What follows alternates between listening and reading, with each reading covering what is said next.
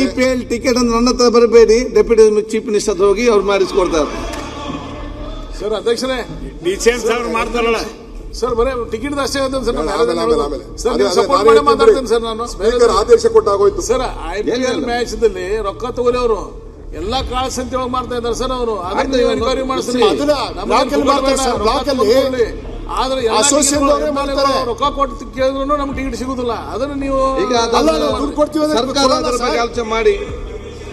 Sir ಮಾನ್ಯ ಅಧ್ಯಕ್ಷೆ, sir ಮಾನ್ಯ ಅಧ್ಯಕ್ಷೆ, ನಾವು ಸರ್ ದಯವಿಟ್ಟು 5 ಟಿಕೆಟ್ ಕೊಡಿಸಿ, ಅಲ್ಲಿ ಒಂದು ಗೌರವ ರೀತಿಯಲ್ಲಿ ಹೋಗಿ ಒಂದು ಗ್ಯಾಲರಿ ಮಾಡಿ MLAಗಳಿಗೆ ಮಂತ್ರಿಗಳಿಗೆ ಒಂದು ಸ್ಥಾನ ಮಾಡಿಸಿ ಎಲ್ಲ ಅವ್ರನ್ನ ಕಳಿಸಿ ಎಲ್ಲರಿಗೂ ಕೊಡ್ತಾರೆ.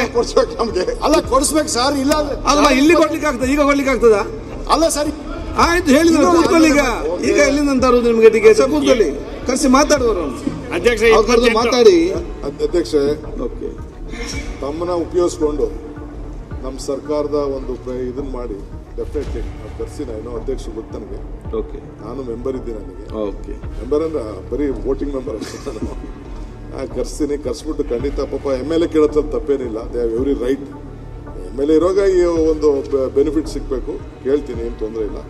ಖಂಡಿತ ಕೇಳಿ. ಒಂದು ಸಪ್ರೇಟ್ ಒಂದು ಗ್ಯಾಲರಿ ಮಾಡಿ ಅವಕಾಶ ಮಾಡಿಕೊಡಿ ಸರ್ MLAಗಳಿಗೆ. ಸಾಮ್ರಾಟ್ ಅಶೋಕನ ಮನವಿ ಇದು ಅಂತ ಹೇಳ್ತೀನಿ. ಆಯ್ತು ಸರ್. ಕಾದರ್ದು ಆದೇಶ, ನಿಮ್ದು ಮನವಿ, ಆಮೇಲೆ ನಮ್ಮ ಅವನ ಪ್ರಯತ್ನ.